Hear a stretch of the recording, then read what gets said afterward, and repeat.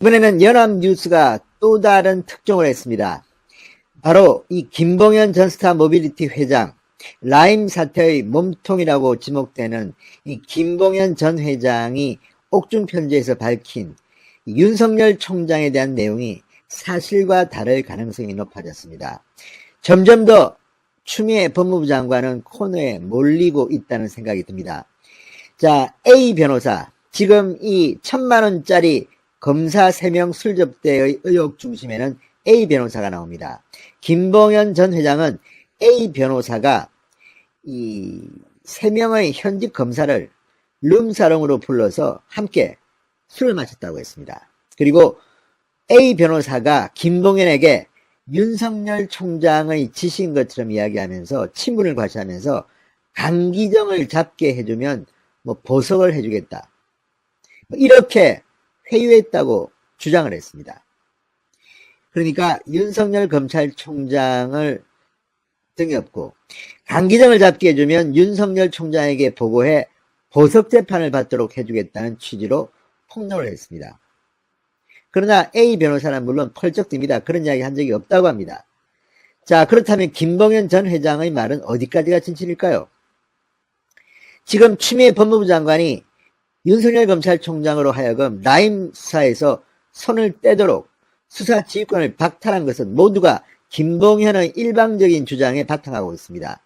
그렇다면 김봉현의 주장처럼 A 변호사와 윤석열은 사우나도 같이 가고 상가집도 같이 갈 정도로 친하고, 또 이렇게 윤석열 총장한테 A 변호사가 보고를 해서 강기정만 잡게 해주면 보석 상태에서 재판을 받게 해주겠다, 이런 말이 다 사실일까요?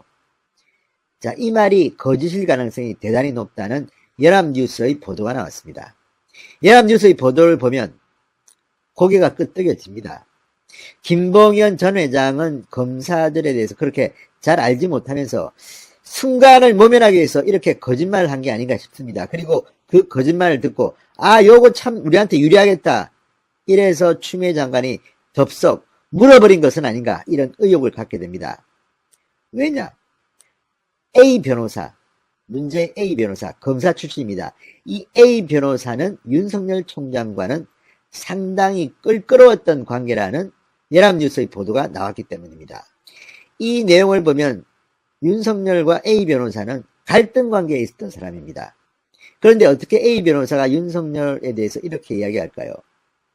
무엇보다도 김봉현 전 회장은 이런 식으로 한 자기의 말이 사실로 입증할 수 있을까요? 쉽지 않을 겁니다. 그렇다면 추미애 장관은 김봉현의 말을 근거로 감찰 지시도 하고 수사 지휘권도 발동했는데, 이게 장관이나 문재인 정권에서 볼 때는 이 A 변호사가 윤석열하고 상당히 가깝구나, 그래서 지금 감히 우리 강기정을 건드려, 이렇게 생각했을지도 모릅니다. 아마도 반전이 일어났다고 판단했을지도 모릅니다. 그러나 좀 더 감찰 조사를 잘했어야 됩니다. 사흘만 김봉현이 조사하고 다른 크로스 체킹을 한 것 같지는 않습니다. 일방적인 김봉현의 말에 바탕으로 지금 추미애는 감찰 지시를 하고 수사 지휘권을 발동했습니다. 헌정사상 3번째입니다. 이렇게 엄청난 일을 벌였는데 김봉현의 말이 거짓말로 들통이 나면 어떻게 될까요? 그 기본 프레임에 나온 것은 바로 윤석열과 A 변호사가 친하다, A 변호사가 윤석열의 말에서 강기정만 잡게 해주면 보석 재판 받게 해주겠다, 그리고 라임 사태를 수사할 예정인 검사들 3명을 불러서 지난해 7월 이미 1,000만원짜리 걸찍한 룸사롱 파티를 벌였다, 이걸 지금 믿으라고 하는 겁니까? 자, 아무튼 여기에 대해서 연합뉴스가 오늘 충격적인 보도를 했습니다. 이 보도를 보면 김봉현의 말은 거짓말일 가능성이 높은 것 같습니다. 자, 연합뉴스가 올린 이 기사를 보면 룸살롱에서 검사들을 접대했다는 폭로로 전국을 뒤흔들고 있는 김봉현은 자신이 검사 로비의 핵심 연결고리로 검찰 정관 A 변호사를 지목했습니다. 그리고 A 변호사가 윤석열과의 친분을 과시했다고 주장했습니다. 그런데 두 사람의 친분은커녕 아주 불편하다, 껄끄러운 관계였다는 것이 지금 속속 드러나고 있다고 합니다. A 변호사가 제3자에게 윤석열과의 친분을 내세워줄 개연성은 희박하다는 것이 둘을 모두 잘 아는 법조계 인사들의 중론이다. 이렇게 연합뉴스는 보도했습니다. 왜 그럴까요? 자, 1위 법조계에 따르면 윤석열과 A 변호사의 첫 만남은 2007년으로 거슬러 올라갑니다. 당시 검찰은 김용철 변호사가 폭로한 삼성그룹 비자금 조성과 로비 의혹 수사를 위해 특수본, 특별수사본부를 꾸립니다. 윤석열과 A 변호사는 모두 여기에 합류합니다. 다만 특수본 내 두 사람이 맡았던 수사는 달랐습니다. 갈래가 달랐다는 겁니다. 자, 이 A 변호사는 1팀에 소속돼 경영권 불법 성격 의혹을 수사했고 윤 총장은 2팀으로 비자금 조성 로비 수사를 맡았습니다. 팀이 달랐던 만큼 두 사람의 관계는 거의 없었다고 합니다. 그리고 얼마 되지 않아 조준웅 특검팀이 오면서 이 특수본은 한 달 만에 해체됩니다. 따라서 이 당시 인연으로 둘이 친했다고 보기는 힘듭니다. 그 다음에 A 변호사와 윤석열 총장이 제외한 것은 2013년입니다. 이번에는 갈등 관계가 됩니다. 국가정보원 댓글 사건이 터지자 서울중앙지검은 윤 총장을 수사팀장으로 하는 TF팀을 꾸립니다. 당시 A 변호사는 대검찰청 공안부 연구관이었습니다. 윤 총장은 원세훈 전 국정원장을 수사하는 과정에서 구속영장 청구, 선거법 위반 혐의 적용을 두고 황교안 법무부 장관을 비롯한 공안통 검사들과 충돌합니다. 윤석열을 비롯한 수사팀은 선거법 위반 혐의 적용을 주장했지만 A 변호사를 비롯한 공안부 검사들이 반대에 부딪혀 대립합니다. 이 과정에서 윤석열은 지검장 승인도 없이 국정원 직원에 대한 강제 수색에 나섰다가 항명 논란을 빚기도 했습니다. 윤석열과 A 변호사를 모두 잘 아는 전직 검찰 관계자 B씨는 국정원 사건 당시 윤 총장과 A 변호사는 수사 진행 방향을 두고 사사건건 견해차를 보였다. 대립했다. 갈등이 깊어지면서 둘 사이도 완전히 틀어진 것으로 안다고 했습니다.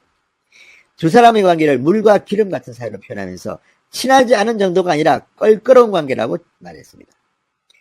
갈등 관계라는 겁니다. 그런데 어떻게 A 변호사가 윤석열 총장과 친하다고 과시하면서 했을까? 이렇게 지금 연합뉴스는 보도합니다. 재경지검에 근무하는 시검사도 윤 총장과 A 변호사는 소위 라인이 완전히 다른 사람들이다.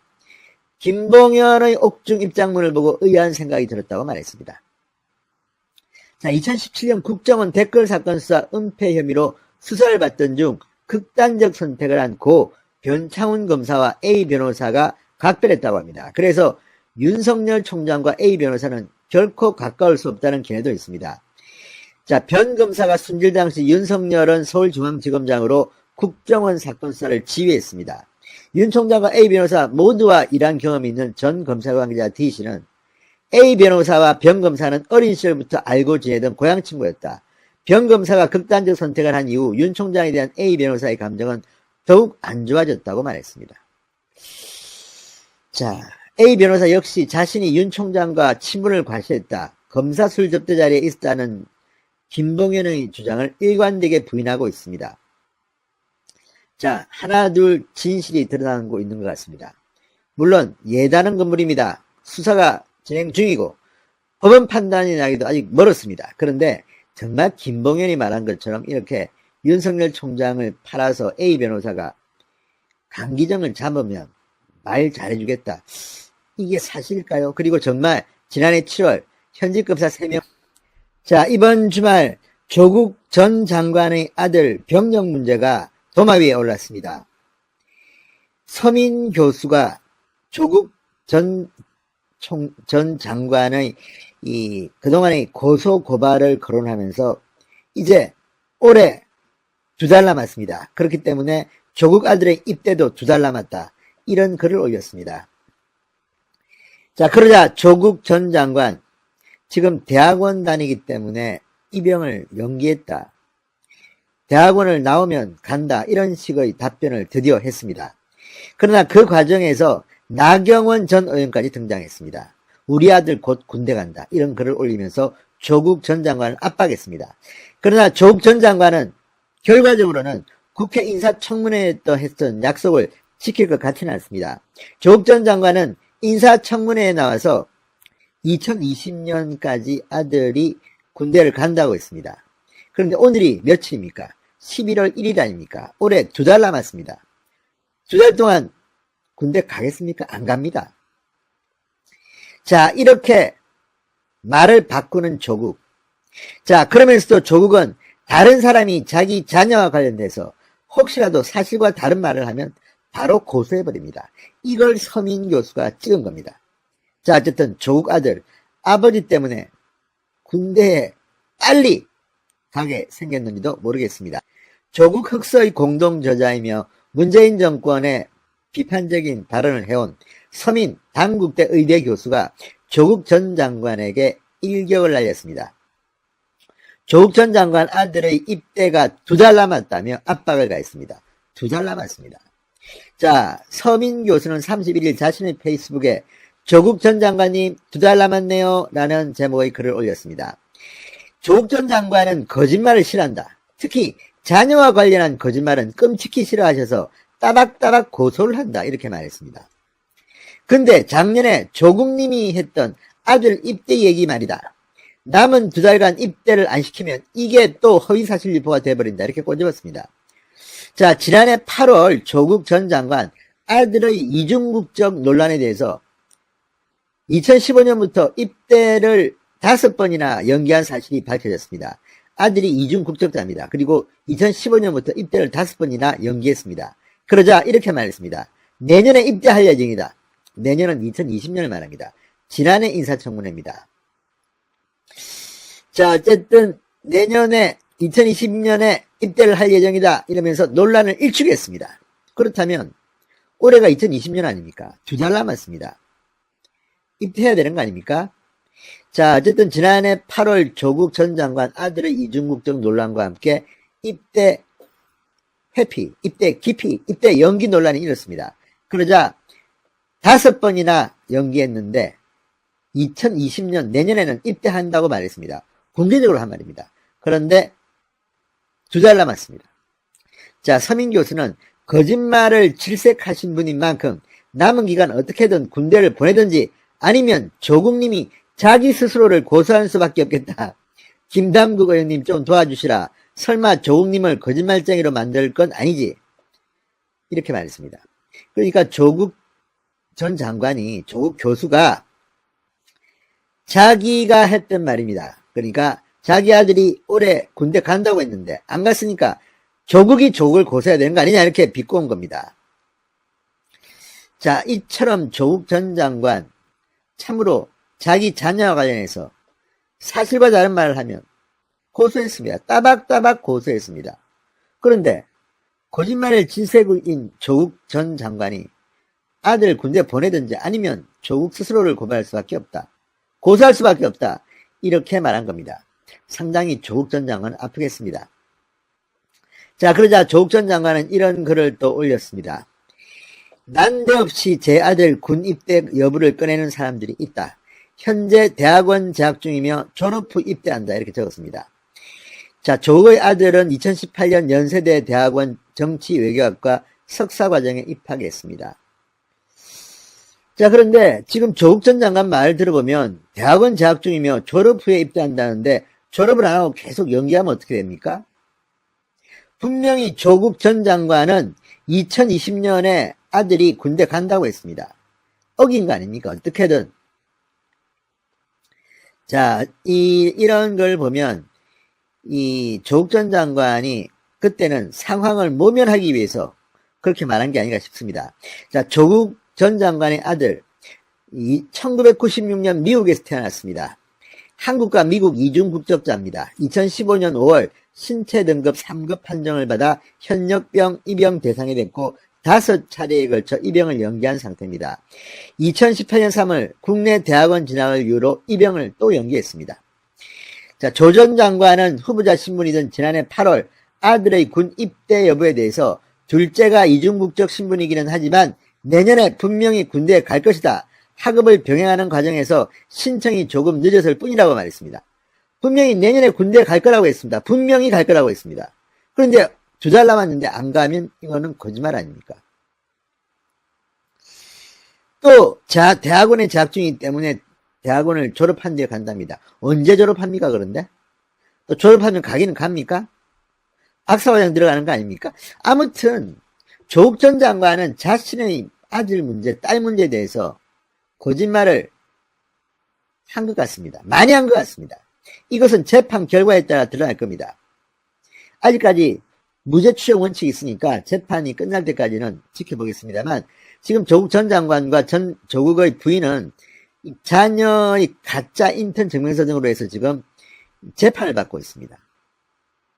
이번에도 또 거짓말 한 게 되면 따박따박 본인을 고소해야 될 것으로 보입니다. 자, 나경원 전 의원도 이렇게 서민 교수가 글을 쓰자 한마디 했습니다. 조국 전 장관에게 보내는 서 교수의 페이스북 글을 보니 불현듯 작년 제 아들을 둘러싼 원정 출산 공격이 떠오른다. 그러면서 자신의 아들 곧 군대를 간다. 군대 입대를 한다고 밝혔습니다. 자, 아무튼 나경원의 저주, 서민의 공격, 조국 전 장관 아들 빨리 군대 가야겠습니다. 안 그러면 아버지가 큰일 나겠습니다. 진성호의 융단 폭격이었습니다. 여러분 감사합니다.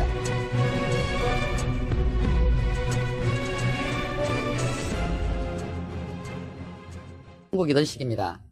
그 내용을 잠시 보면 이렇습니다. 공수처 설립안은 노무현 정부 이후 여러 차례 검토됐으나 검찰과 정치권 일각의 반대로 무산됐다. 검찰은 지금도 옥사옥에 불과하다며 반대하는 입장이다. 일리가 없는 것은 아니다. 그러나 대통령에게 밑보인 사람 수사는 지독하리만큼 밀어붙이면서 최순실 씨 비리에는 눈감아 오늘의 이 대혼란을 초래한 게 검찰이다. 지금의 검찰 제도를 그대로 두고는 정권이 몇 번 바뀌어도 똑같은 문제가 터질 것이다. 이 정권 들어 검찰의 지리멸렬은 눈뜨고 볼 수 없을 지경이었다. 넥슨에서 주식 뇌물을 받은 진경준 전 검사장 비리는 처음엔 들여다볼 생각조차 하지 않았고, 최순실 관련 비리는 작년 7월 언론에 첫 보도가 났는데도 눈 감고 있다가 3개월이 지나서야 압수수색에 들어갔다. 급기야 비리 혐의로 소환된 우병우 전 청와대 민정수석이 조사받다 검사 앞에서 웃는 사진까지 공개됐다. 결국 우 전 수석에 대해선 125일간 수사하고도 수사 결과를 내놓지 못한 채 수사팀을 해체했다. 많은 요인이 있지만 가장 근본적인 문제는 검찰이 자신들 승진을 시켜주는 대통령 외엔 다른 누구도 의식할 필요가 없다는 사실이다. 모두가 검찰을 두려워하지만 검찰은 대통령만 빼고는 아무도 무서워하지 않는다. 검찰이 이럴 수 있는 것은 기소권을 독점하고 있기 때문이다. 검찰이 저지른 범죄도 사실상 검찰밖에 수사할 곳이 없으니 누구를 겁내겠는가. 공수처럼 검사들을 감시하고 수사할 기관을 만들어 이를 대통령으로부터 독립시키는 것도 대안이 될 수 있다. 이 모든 것은 검찰이 자초하는 것이다. 지금 검찰이 또 하나만한 자체 개혁안을 내 상황을 모면하려 한다는데 국민이 또 속지 않는다라는 사설입니다. 어떻습니까? 이 당시 조선일보 역시도 검찰의 막강한 권력에 대해서 공수처의 필요성을 공감하고 그 취지에 동의하고 있습니다. 검찰과는 떼어놓을 수 없는 수구 언론조차도 검찰의 부패를 강하게 지적하고 있습니다.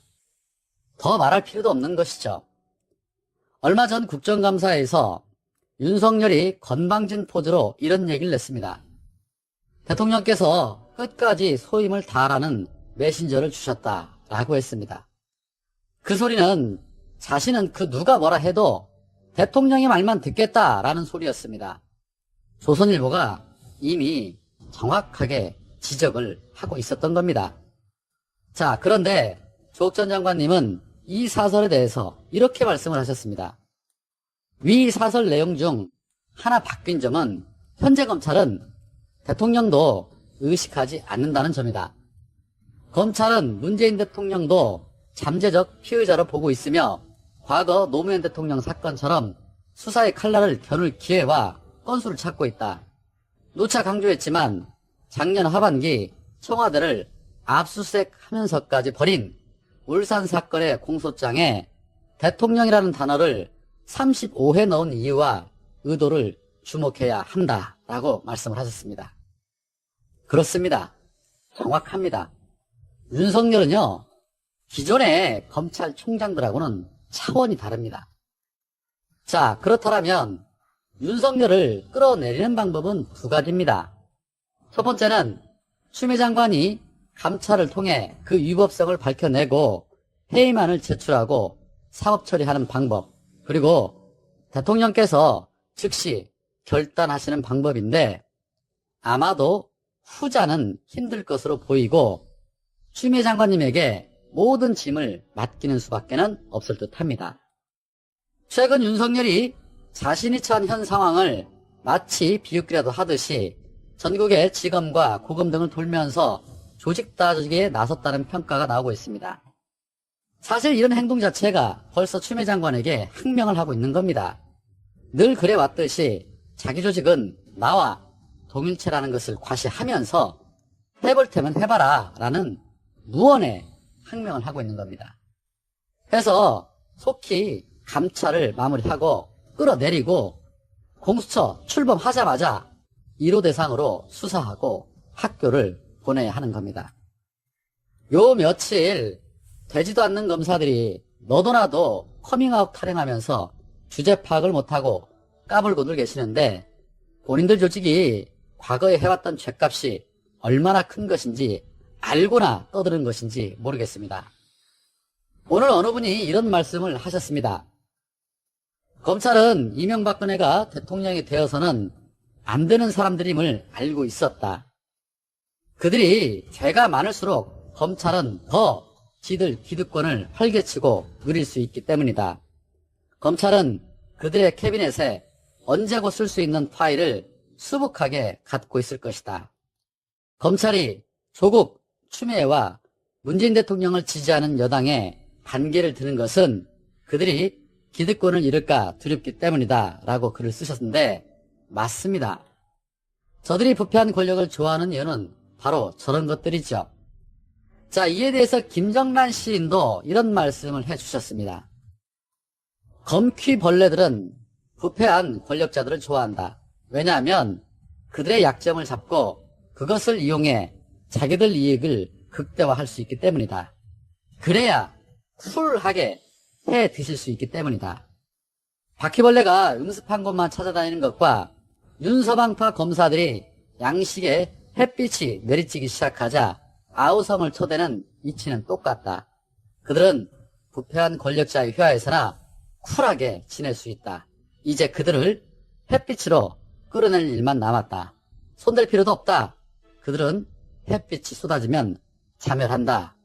고로 윤석열이 이명박 때가 가장 쿨했다라고 말한 이유는 가장 손쉽게 쿨하게 자신들의 기득권을 마음껏 누리면서 그 권력을 이용할 수 있었기 때문이었다라는 소리인 것입니다. 그러나 윤석열 씨 아직도 그 끈을 못 놓고 현실을 부정하고 싶은 것 같은데 이제 당신들 시대 끝났습니다. 마찬가지로 온라인에 저항하는 일부 검사들 당신들도 똑같은 사람들이라고 손가락질